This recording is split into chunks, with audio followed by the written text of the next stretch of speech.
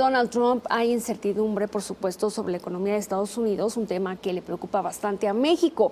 Hoy nos acompaña José Luis de la Cruz Gallegos, director del Instituto para el Desarrollo Industrial y Crecimiento Económico. Muy buenas tardes. Buenas tardes, gracias por la invitación. Vemos que hay políticas de exterior, de comercio y también la política migratoria que están causando bastante especulación. ¿Cuáles son las perspectivas de crecimiento económico para Estados Unidos en los próximos meses? Bueno, básicamente el cierre de este año se espera que tenga un crecimiento de alrededor de entre 2.3, 2% en un escenario positivo, porque el primer semestre no fue lo que se esperaba. Sin embargo, en esta segunda parte del año hubo cierto repunte. Entonces, muy probablemente veamos la economía de Estados Unidos creciendo alrededor de un 2%, 2-3%, si hay alguna reactivación más importante. ¿Qué pasaría con los tratados? Porque ya se habla mucho, y sobre todo aquí en el sector empresarial, en las cámaras empresariales aquí en México, sobre lo que ocurra con el Tratado de Libre Comercio, con el TPP. Bueno, yo creo que hay dos escenarios que debemos diferenciar.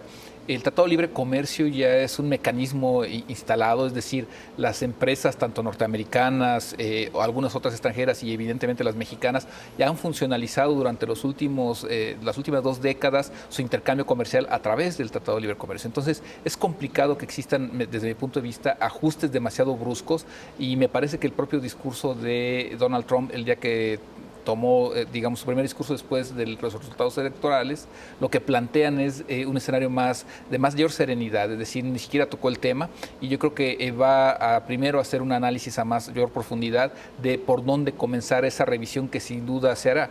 En el otro lado está el TPP. Ahí sí me parece que hay que diferenciar. El TPP apenas se está aprobando en algunos países. En Estados Unidos, tanto Trump como Hillary Clinton cuestionaron si era prudente aprobarlo para el caso norteamericano, y en ese sentido me parece que ahí sí está en vilo su viabilidad. ¿Podría aprobarse el TPP antes de enero? Yo lo veo difícil.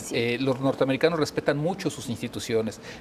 Digamos que el presidente Barack Obama, sobre todo después de este mensaje del electorado norteamericano, tendría que respetar mucho eso, y me parece que se esperará a que sea el próximo presidente y el Congreso, el nuevo Congreso, quienes decidan el destino del TPP.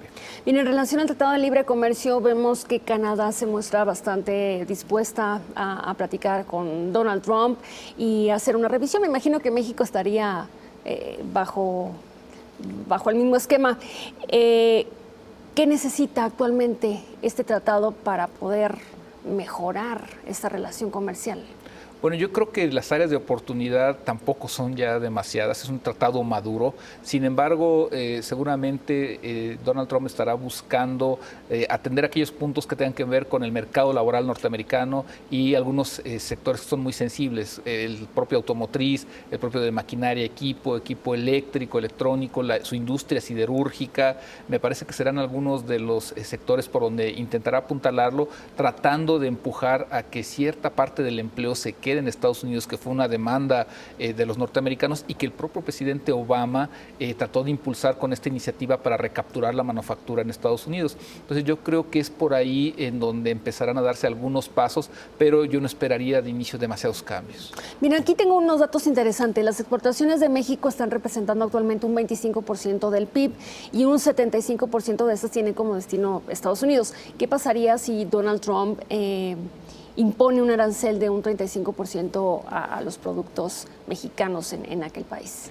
Bueno, me parece que sería complicado que lo pudiera hacer, porque las exportaciones que México manda hacia Estados Unidos, pues básicamente están vinculadas con 100 grandes empresas manufactureras, de las cuales cerca del 50% son norteamericanas, es decir, o empresas de otras latitudes, japonesas, europeas, que vinieron a México y lo buscan usar como plataforma logística para enviar los productos a Estados Unidos. Es decir, sería darse un balazo en el pie, poner un arancel de esa magnitud, porque afectaría la viabilidad de sus propias empresas. Yo creo que vendrá un proceso más de negociación para tratar de afinar, reitero, algunos elementos del intercambio comercial que busquen favorecer un tanto más la generación de empleo por allá.